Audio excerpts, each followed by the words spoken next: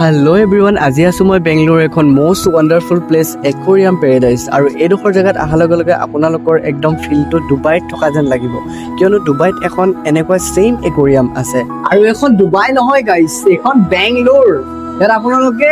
কি পাব মানে মই মুখে ধৰ পোৱা নাই এইবোৰ সব মাছ Wow. আৰু মই এইডোখৰ জেগাতে আহি মোৰ এনেকুৱা লাগিছে যেন মই সাগৰৰ তলতহে আছো মোৰ কিনাৰে কিনাৰে সব পানী ওপৰতো পানী খালি তলত নাই চাৰিওফালে পানী আৰু লগতে আপোনালোকে ইয়াত সৰু সৰু মাছ দেখা পাব আৰু ডাঙৰ ডাঙৰ মাছও দেখা পাব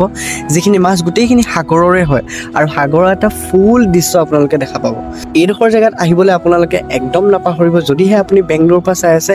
পটাপট ভিজিট কৰক এই জেগাডোখৰ আৰু হেকতে আমি এনেকে সাগৰৰ তলত খানাও পায় সো এইবিলাক তাও বেক সাইডে সাগৰ আৰু প্লাস সাগৰত খাসি খানা